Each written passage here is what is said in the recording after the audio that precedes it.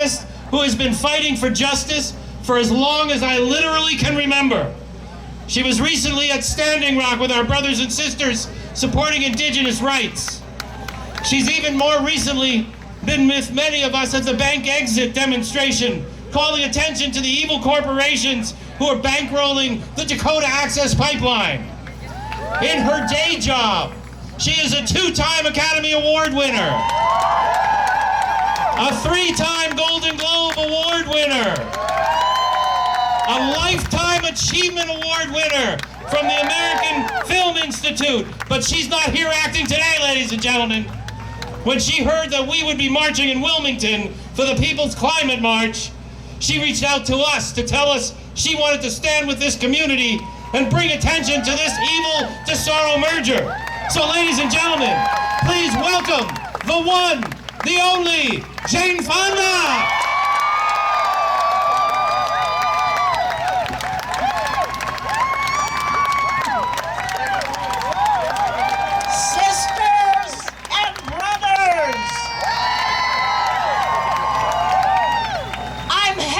To be here in solidarity with you in Wilmington, in your hood, at the center of climate change. This is the eye of the storm. This is where to be. You should be proud of yourselves.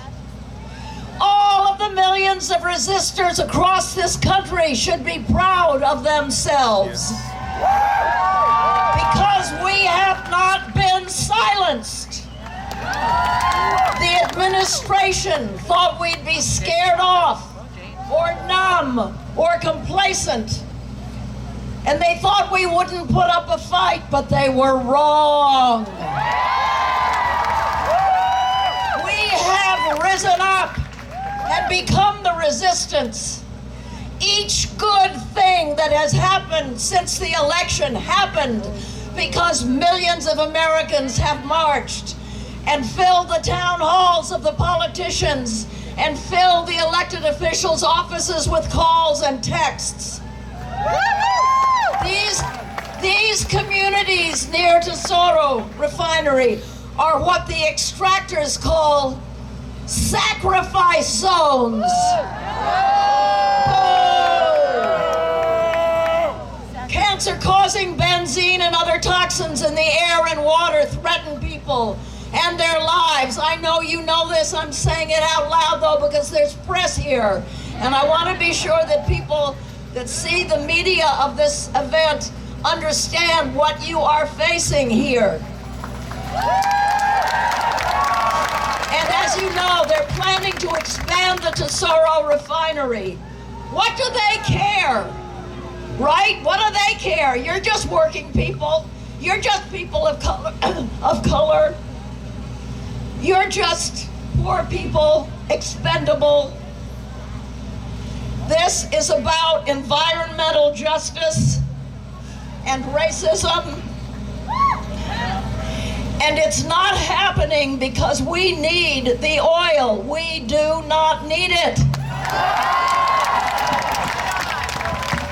The planet cannot afford it. The people in Wilmington and surrounding communities cannot live with the risks and damage it brings. Not just here, but all down the coast, from Vancouver to LA Harbor. This is not happening because of need. It is happening because of greed. Greed on the part of the petrol oligarchy, who want even more, even in the face of scientific proof that it will lead to disaster. Instead, we must make a managed and compassionate transition to a low-carbon economy that protects oil, gas, and coal workers and their families and communities. We must fight to end the huge subsidies the government gives to the fossil fuel industry. Isn't it interesting how those guys hate giving welfare to you all, and yet they take so much of it themselves that we pay for? And we must use that money instead to invest in renewable energy, housing, transportation, healthcare, social assistance, education, the very low carbon sectors that knit our society together rather than environmental catastrophe. And listen to this, these industries, the renewable low carbon industries, create dozens or hundreds more jobs than the extractive industries. Other countries are moving to a carbon neutral economy, but many of our politicians don't want us to know this. They and Fox News tell us that clean energy isn't ready. They lie. And we have to know the real facts and share them. If we stand up to them and fight as if our lives depend on it, which they do, we may be able to avoid the worst of the climate catastrophe.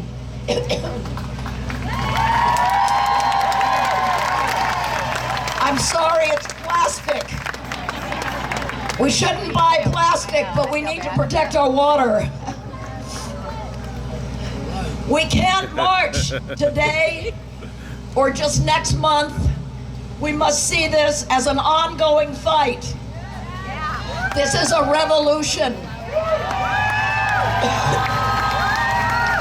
Because we understand that for the first time in human history, we face an existential threat to our planet and to our democracy. If they win, we move closer to the tipping point and there'll be no going back. This has never happened before. Let it never be said that we sat by while a group of mostly white male billionaires tried to deny the American people a viable future. It's up to us. Sí se puede. Sí se puede. Sí se puede. Sí se puede. Sí se puede.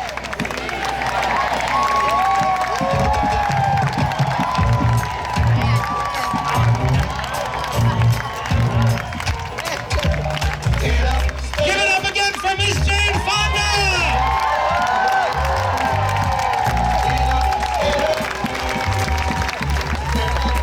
You know, it takes someone with real courage and cojones to follow that. And I have just the person for you, ladies and gentlemen. This is the man who fits that bill. Because one day, after the election of Donald Trump, he stood up for all of California. And he announced, quote, "Today we woke up feeling like strangers in a foreign land. Because yesterday Americans expressed their views on a pluralistic and democratic society that are clearly inconsistent with the values of the people of California." He went on to say that California is and must always be a refuge of justice and opportunity for people of all walks, talks, ages, and aspirations, regardless of how you look, where you live, what language you speak, or who you love. He is our state's progressive leader on the environment and clean energy. He is the voice for the working class and the determined defender of immigration and all immigrants. And he is here with us today because he knows that climate change starts in this hood, and he is working to do something about it, ladies and gentlemen. Please welcome me. Please welcome with me California State Senate President Pro Tem, the representative of the 21st District, Senator Kevin De Leon.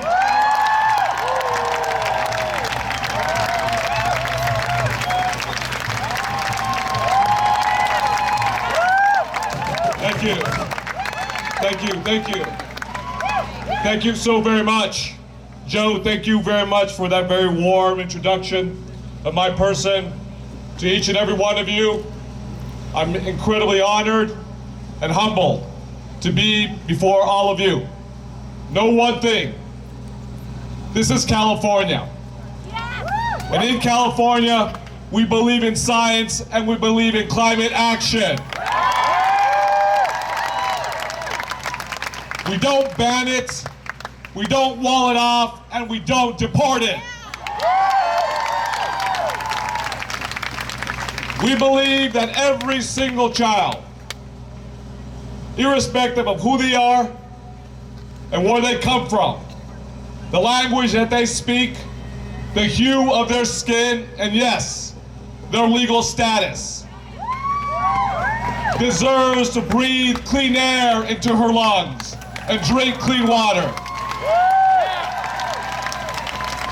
We don't believe in alternative facts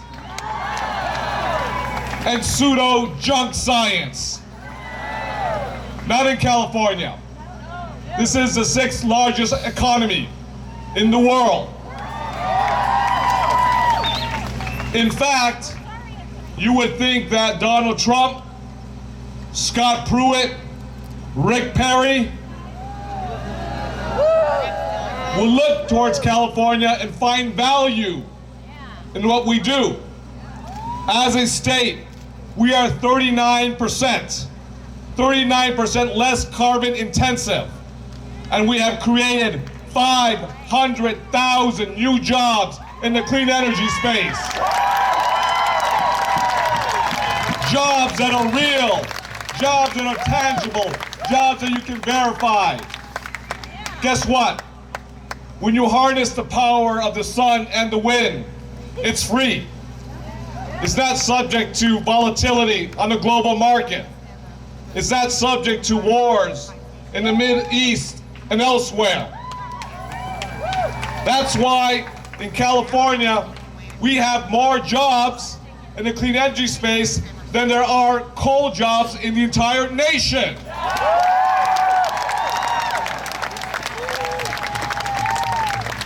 So Mr. Trump, Scott Pruitt, Paul Ryan, Mitch McConnell, if you're serious about growing an economy, if you're serious about putting people to work, if you're serious about expanding the middle class, allowing working people to be part of the middle class, you don't have to look farther. Look to California. This is the leader.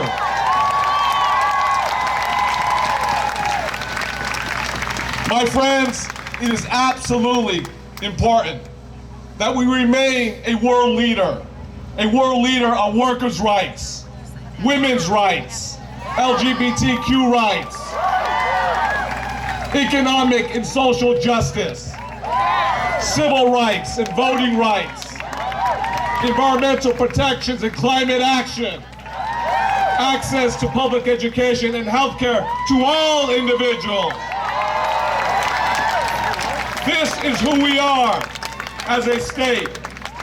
A beautiful tapestry, an amazing mosaic of so many individuals from every color, from every creed, in every corner of the world. This is what makes California the greatest state and the greatest nation in the world. So know that on behalf of the California State Senate, we will work with each and every one of you to make sure that we reduce the harmful emissions of carbon into the atmosphere, that we reduce harmful, short-lived climate pollutants, black carbon, NOx, SOx, particulate matter 2.5, what our children breathe into their lungs every single day.